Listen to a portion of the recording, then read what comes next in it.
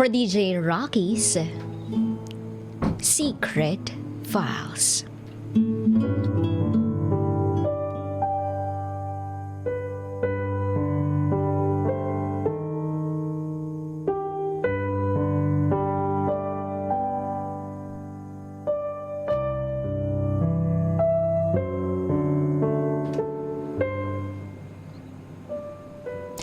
Manyak ang asawa ng tita ko.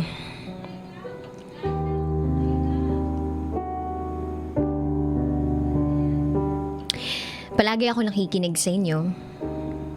And most of the time, binabasa mo, DJ Rocky, ang mga comment ko sa secret files ng sender natin.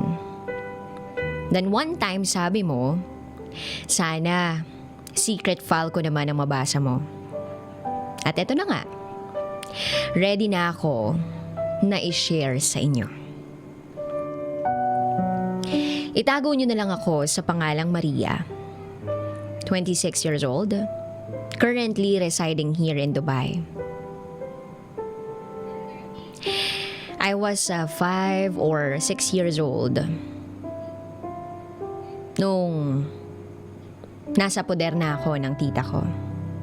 Kapatid ng papa ko. Year 2000 till 2006. Tanda ko po, elementary days. Every weekends, kinukuha ako ng tita ko sa amin. At doon ako natutulog sa kanila. 2006 till 2010, hanggang sa nag-high school ako doon. Doon na ako sa kanya tumira ng tuluyan. Kumbaga, every weekends na lang akong umuuwi sa mama at papa ko. Kasi mas gusto ko po sa tita ko na magstay. Kasi kahit papaano, naibibigay niya yung mga gusto ko. In short, spoiled ako sa tita ko. Pero ang kapalit nun, syempre lahat ng ipapagawa niya ay gagawin ko. Like punta ka dito, bili mo ako ng ganito sa palengke. To the point na a-absent ako ng school, masamahan ko lang siya. Kahit sa ospital, kapag may sakit siya. Umikot ang buhay ko sa ganong klaseng sistema. And by the way, yung asawa pala ng tita ko ay isang retired army. Fast forward, year 2010. Nasa first year college na ako nito. Hindi ko makakalimutan yung December 7, Sabado around 12 ng tanghali. Katatapos lang namin mag-lunch. And after kumain, syempre, ako ligpit dito, ligpit doon.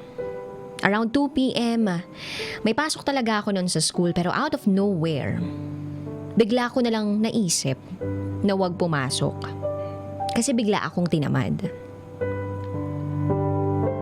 So after kong maglinis at maghugas ng plato, sabi ko sa isip ko, ay iidlip ako.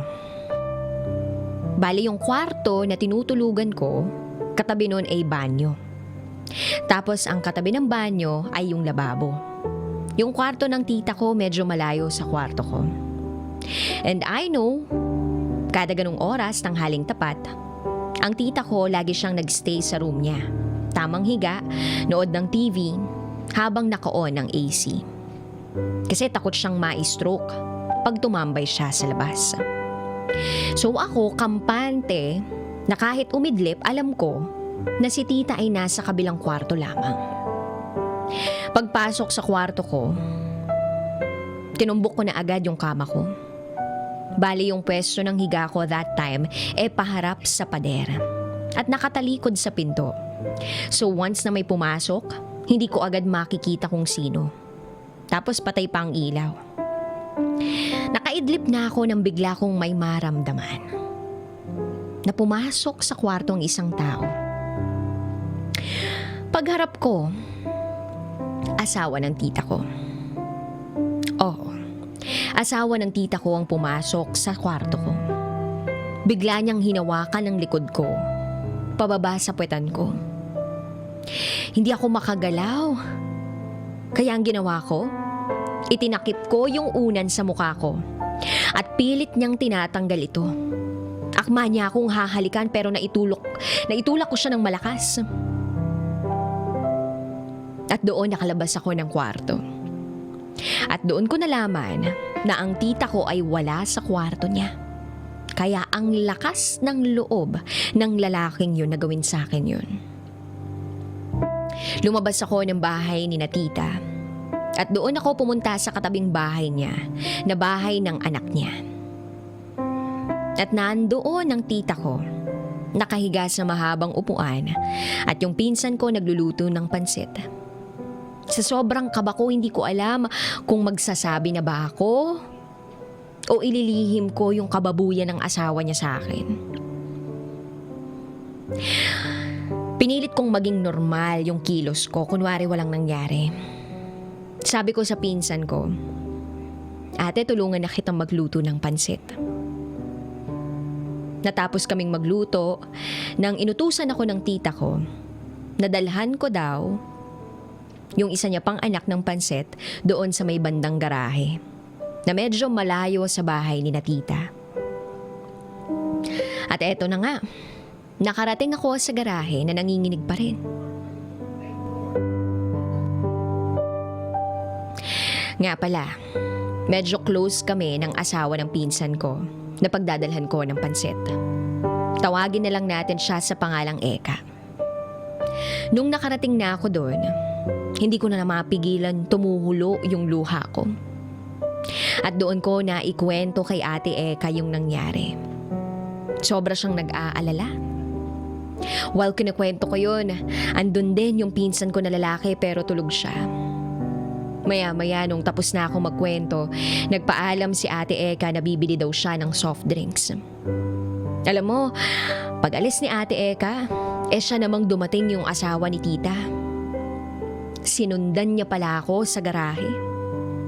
Lalo akong kinabahan kasi iba yung tingin niya sa akin na parang iniisip niya na magsusumbong ako o nagsumbong ako kay Ate Eka.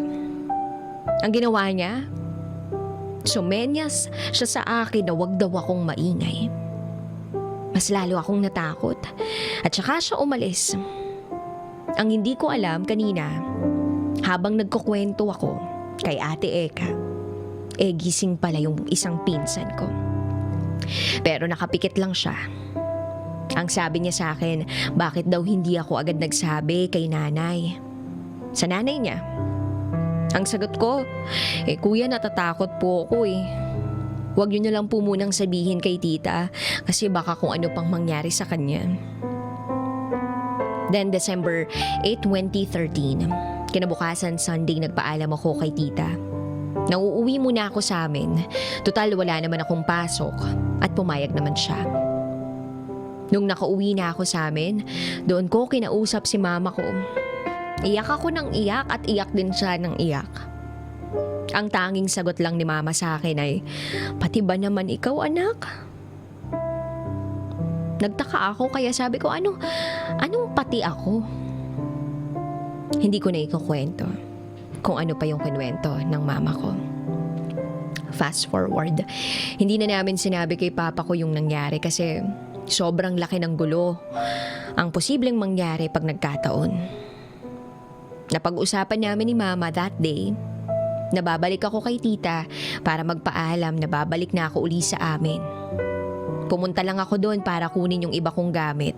Gumawa na lang ako ng dahilan kay tita kesyo pinababalik na muna ako ni papa at kailangan ni mama na makakatulong sa bahay namin. Kaya pumayag naman siya. Fast forward, December 20, 2013. After 12 days na nakabalik ako sa amin, nang nag-chat si tita sa akin, ang sabi niya, "Gusto mo bang sumama sa Pangasinan? Hanggang December 26 lang tayo doon." Yearly kasi, umuwi talaga sila doon. Kasi taga doon yung asawa ni tita. At yearly akong sumasama sa kanila. That year lang ako hindi sumama dahil nga sa nangyari. Kaya nagdahilan lang ako kay tita na marami akong gagawin. Fast forward. December 26, 2013. Nakabalik na sila tita galing Pangasinan. And that time, nag-chat siya sa akin na pumunta daw ako sa kanya bukas. Kasi, nalaman na niya yung ginawa ng asawa niya. By the way, kaya nalaman ni tita yung ginawa ng asawa niya sa akin. Si Ate Eka na binanggit ko kanina, siya pala yung nagsabi. Siya yung nagsabi ng totoong dahilan sa tita ko kung bakit hindi ako umuwi na sa kanila. So nung gabi na yun, hindi ko alam kung ano yung mararamdaman ko. Mixed emotions. Kaba, takot. Kinabukasan, agad akong pumunta sa kanya. Pagdating ko sa bahay niya, ayun nga, nakahiga siya sa bed niya. Kasi December 26 pa lang, iyak na siya ng iyak. At halos magdamag silang nag-aaway ng asawa niya, kaya maga yung mga mata niya. At ako, asawa ni tita, nakatayo sa harap niya. Hindi ko alam kung anong mararamdaman ko. Kasi katabi ko yung lalaking manyak. Puot, galit yung nararamdaman ko sa asawa ni tita.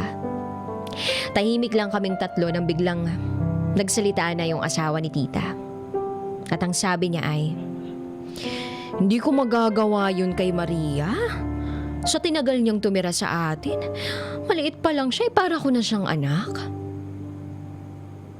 Biglang nagpantig yung tenga ko. Parang gusto ko siyang sikmuraan sa sinabi niya. Tahimik lang ako habang panay ang tulo ng luha ko. Hinaantay ko ang may sasagot ng tita ko sa sinabi ng asawa niya. Sa isip-isip ko, kakampihan ako ni tita. Pero parang hindi pala. At ang sabi ng tita ko ay, "Ay Maria, baka naman hindi niya ginawa yun. Hindi naman ganun ang tito mo." Pagkarinig ko nun, parang gusto kong magmura. Hanggang sa huli, kampi pa rin siya sa asawa niya. Ako yung kadugo niya. Pero bakit mas kampi at naniniwala pa siya sa asawa niya? Puros kamanyakan at kasinungalingan lang yung alam nun. Iniisip ko na lang na baka pag kinampahan niya ako, iiwan siya ng lalaking yun. Sa bagay, retired army eh. Malamang malaki ang nakuhang pera, kaya siguro ganun. Lumipas ang mga araw na yun na parang walang nangyari, kaya hinayaan ko na lang. Hindi na ako tumira kina tita. Minsan dumadalaw ako sa kanila pag wala yung asawa niya, o kahit andoon yung asawa niya, ilag ako. Sa ngayon, okay kami ng tita ko. Kahit nasa ibang bansa na ako, nagkakachat naman kami. Pero mag-aanim na taon na palang nakalilipas, no? Simula nang mangyari yun.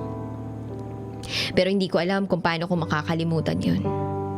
Parang kasi hanggang ngayon, dala-dala ko pa rin yung masamang experience ko na yun. Sana matulungan niyo ako o mabigyan niyo ako ng advice kung paano ko matatanggal sa isip at puso ko yung nangyaring yun. Ang hirap kasi na sa gabi, bigla ko na lang maaalala ang lahat. Muli, ako si Maria at ito ang aking secret file.